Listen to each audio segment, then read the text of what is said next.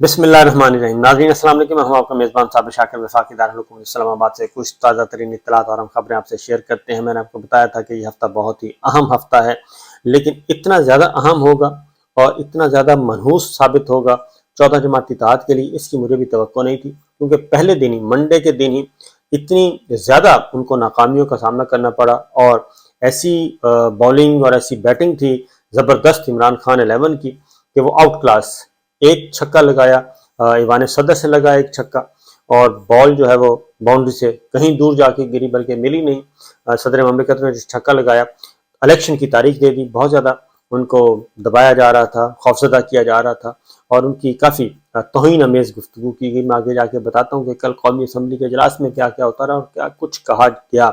ऐसे लग रहा था कि जैसे कोई किसी तनूर पे, रोटियों के तनूर पे, जो मोहल्ले में तनूर होता है, वहाँ पे लड़ाई हो रही है और वहाँ पे ये ख़वातीन आपस में लड़ रही हैं और वहाँ पे ये गुफ्तगू हो रही है। इस तरह के इल्ज़ामात, इस तरह की आमियाना ज़ुबान इस्तेमाल की गई। उसकी वजह क्या है? उसकी वजह यह है कि पहले दिन ही इतनी ज़्यादा शिकस्त का सामना करना पड़ा 14 जमाती इत्तेहाद को और हुकूमती मशीनरी को कि इनके अंदाजे में भी इनको अंदाज़ा ही नहीं था कि ये भी हो सकता है। क्योंकि बहुत वो कहते थे कि हम ताकतवर हैं और जुडिशरी हमारी मुट्ठी में है, हमने जुडिशरी को एक पैगाम भेज दिया, बस अब तो जज जो हैं,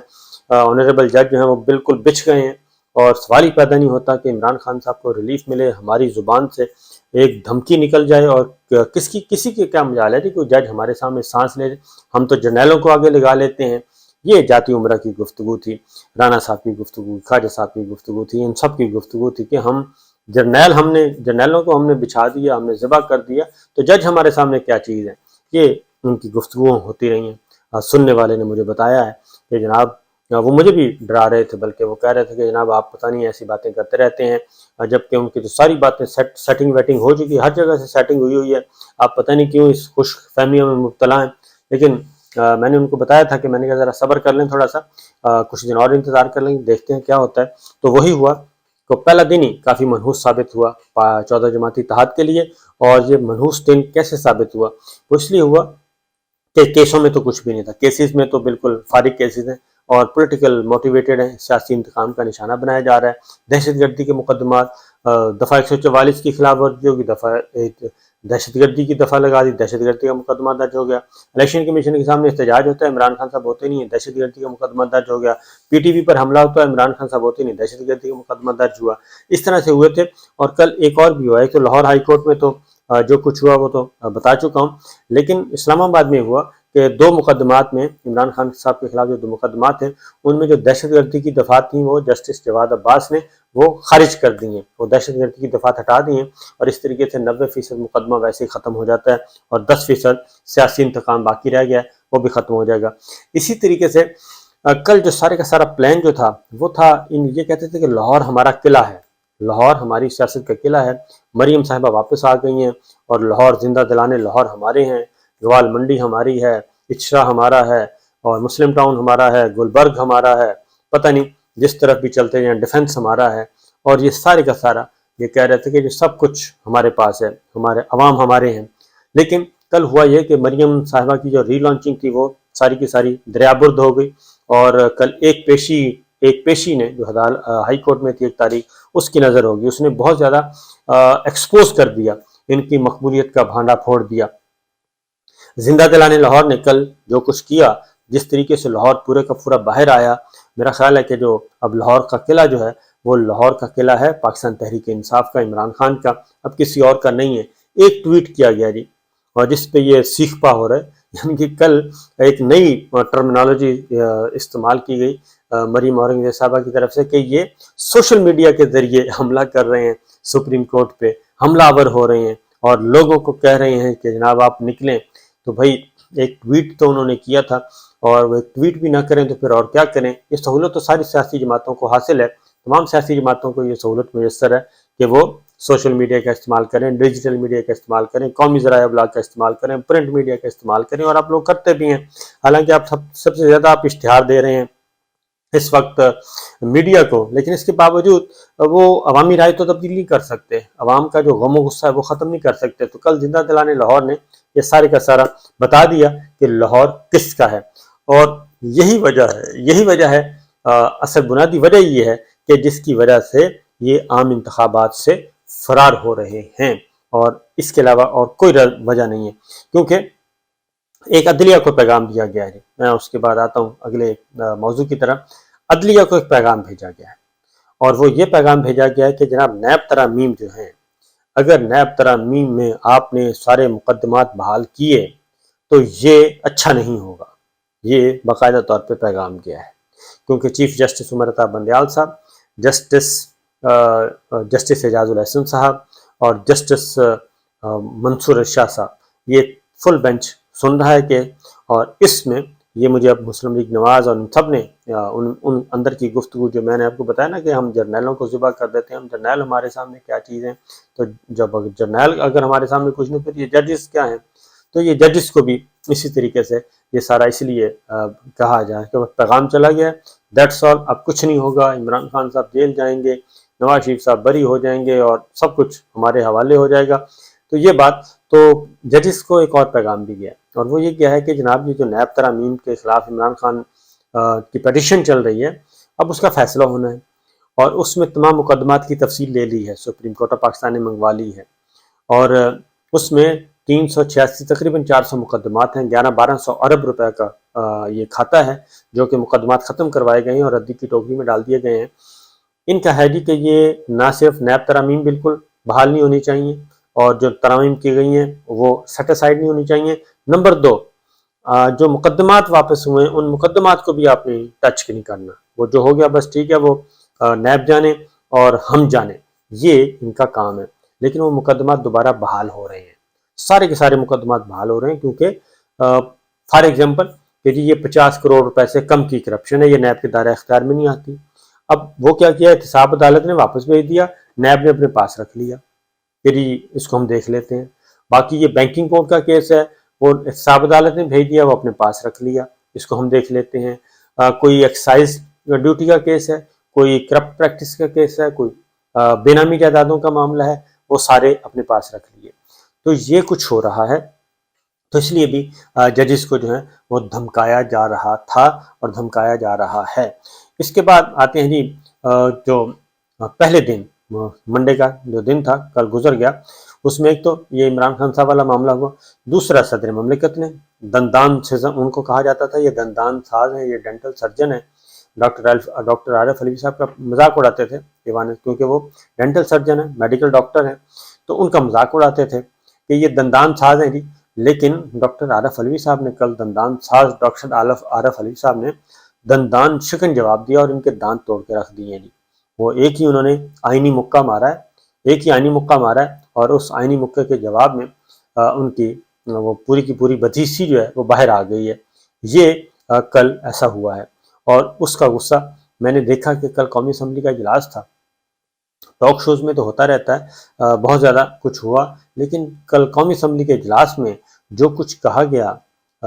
صدر مملکت کے بارے میں شرمناک تھا، شرمناک، اتنا زیادہ زہر اگلا گیا، اتنی زیادہ غلیظ زبان استعمال کی گئی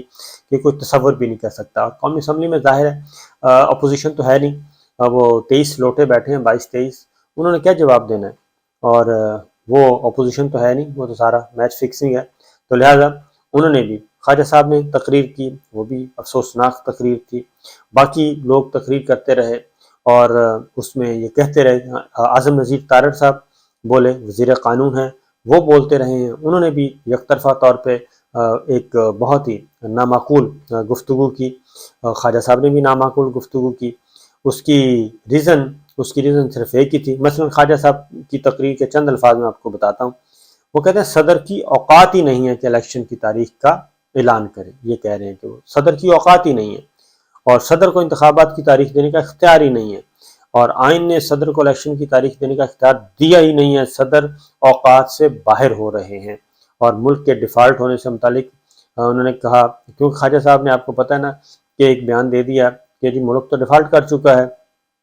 اس کا غصہ جو ہے اس پہ وزیر خارجہ بلاول بھٹو بھی میدان میں آ گئے، کیونکہ احسن اقبال صاحب نے کہا کہ جو کہتا ہے کہ جو ملک ڈیفالٹ کر کے تو ملک کا دشمن ہے، یعنی کہ ایک وزیر دوسرے وزیر کو ملک دشمن کہہ رہا ہے، اور ایک وزیر دوسرے وزیر کو جھوٹا کر رہا ہے، اور ایک ہی جماعت کے ہیں، احسن اقبال صاحب بھی اسی جماعت کے ہیں، اور خواجہ آصف صاحب بھی اسی جماعت کے نون لیگ کے ہیں، اور بلاول بھٹو نے کل کہا ہے، وزیر خارجہ نے، انہوں نے کہا جی کہ یہ تو وزیر دفاع پتہ نہیں کن خیالوں میں تھے اور کیوں یہ بات کی ہے، ایسا تو کوئی چیز نہیں ہے۔ لہٰذا خواجہ صاحب نے پھر کل یہ بھی کہا، پہلے صدر مملکت کے خلاف بولے، پھر اس بات پر کہ جی ایف بی آر کا ریکارڈ دیکھ لیں، ادارے ریونیو جمع کرنے میں ناکام ہیں، اور بڑے بڑے ادارے اور کمپنیاں ڈیفالٹ ہو چکی ہیں، نام نہیں لوں گا۔ تو وہ اپنی بات پہ انہوں نے کہا جی میں تو قائم ہوں، حقیقت یہ ہے جو چیزیں زر مبادلہ نہیں بنا رہی ان کا کوئی حل سوچنا ہوگا۔ تو خیر وہ اس طرح کی باتیں کرتے رہیں، کسی کو بسانا ہے تو گولف کلب میں بسائیں، بستیوں پر بلڈوزر کیوں چلاتے ہیں، یہ باتیں انہوں نے کی ہیں دوبارہ سے، اور اسی وجہ سے وہ کہہ رہے ہیں کہ خواجہ آصف صاحب کی ہو سکتا ہے وزارت ہی چینج ہو جائے، کیونکہ خواجہ آصف صاحب جو ہیں وہ قمر باجوہ صاحب کے ساتھ ہیں جی الائن ہے۔ اسی طریقے سے صرف یہی نہیں بلکہ مولانا فضل الرحمان صاحب نے بھی کل ایک بیان دیا صدر مملکت پہ، انہوں نے کہا کہ صدر مملکت کی جانب سے صوبوں کے انتخاب کے لیے جو تاریخ دی گئی ہے، وہ انہوں نے کہا کہ آج عارف علوی نے خود کو بادشاہ سلامت سمجھا، اور عارف علوی نے خود کو پی ٹی آئی کا ورکر سمجھ کر آئین کو پاؤں تلے روند دیا، اور آج عارف علوی نے سرین آئین کی خلاف ورزی کی، اور عارف علوی نے گورنر الیکشن کمیشن کے اختیارات میں مداخلت کی ہے، یہ واضح مس کنڈکٹ ہے اور الیکشن کمیشن اس کو چیلنج کرے۔ اب صدر مملکت نے سوچ سمجھ کے خط لکھا ہے، اور وہ جو خط ہے وہ ریکارڈ کا حصہ بن چکا ہے، اور یہ اس خط کے نتیجے میں چیف الیکشن کمشنر کے ساتھ کیا ہونا ہے اور الیکشن کمیشن آف پاکستان کے دیگر ارکان کے ساتھ کیا ہونا ہے، یہ میرا خیال ہے آنے والے دنوں میں پتہ چل جائے گا، کیونکہ یہ سارے مل چکے ہیں آپس میں، یہ سب کے سب مل چکے ہیں، 14 جماعتی اتحاد، چیف الیکشن کمشنر، انتظامیہ، سول ادارے، یہ سب کے ساتھ آپس میں مل کے تو عدالتی فیصلوں کو ملیا میٹ کر رہے ہیں، اس لیے جی یہ سارا کچھ ہو رہا ہے۔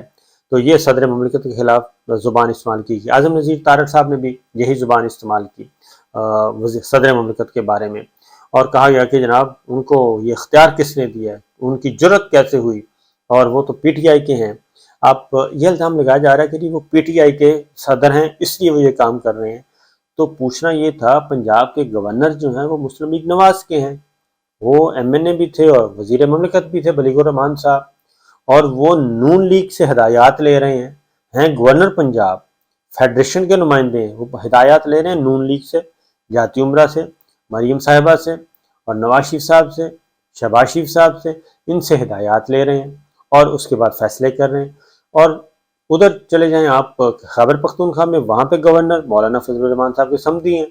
وہ کس سے ہدایات لے رہے ہیں، وہ بھی اپنی جماعت سے لے رہے ہیں، اور وہ جو جماعت کہتی ہے وہی وہ آگے جا کے بیان کرتے ہیں اور پریس کانفرنسیں کر رہے ہیں، سب کچھ کر رہے ہیں، اور سب کے سب اس بات میں متفق اور متحد ہیں کہ الیکشن نہیں کروانا۔ اور یہ لیکن میں آپ کو بتا دوں کہ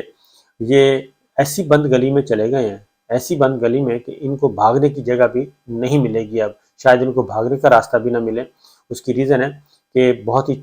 اس ہفتے میں آپ کو بتا رہا ہوں کہ اس ہفتے اور بہت ساری ڈیولپمنٹس ہونی ہیں، اس کی وجہ ہے کہ ٹائم کم ہوتا جا رہا ہے، اور کل چودھری اعتزاز احسن صاحب نے کہا ہے کہ یہ 90 دن کے اندر اندر ان کو الیکشن کروانا پڑیں گے، اس سے ایک دن بھی آگے نہیں جا سکتے، اور یہ سپریم کورٹ آف پاکستان کے پاس اب صرف ایک آخری آپشن ہے، پاکستان کے عوام کے پاس اور آئین پاکستان کے پاس۔ اگر آئین بچانا ہے تو سپریم کورٹ آف پاکستان کو ہر صورت میں یہ آرڈر امپلیمنٹ کروانا ہوگا، آئین کی یہ دفعہ کہ الیکشن 90 دن سے پہلے ہو جائیں، 91واں دن نہیں آنا چاہیے، 91 ڈیز جو ہے وہ نہیں آنا چاہیے، تو اس لیے یہ ہر صورت میں ہونا ہی ہونا ہے۔ تو یہ ایک ریس چل رہی ہے، چیزوں کو ڈائیورٹ کرنے کے لیے کوشش کی جائے، ڈبریا میں ڈالا جائے، دھمکیاں دی جائیں، سب کچھ کیا جائے، لیکن ہمارے پاس جو اطلاعات موجود ہیں جی کہ مزید اگلے 3-4 دنوں میں بہت زیادہ چیزیں کلیئر ہو جائیں گی، اور اس کے علاوہ کوئی صورت نہیں بچے گی کہ یہ سب کچھ کروانا پڑے۔ عمران خان صاحب اپنے گھر پہ موجود ہیں، زمان پارک میں موجود ہیں، اور وہ اپنا کام کر رہے ہیں، جو کچھ یہ سوچا تھا وہ سارے کا سارا دیا پانچا اس کا کر دیا، کل ایک ہی دن کی تاریخ، ایک ہی دن کی پیشی نے، اور بتا دیا کہ پاکستان کے عوام کیا چاہتے ہیں۔ اجازت دیجیے، اللہ حافظ۔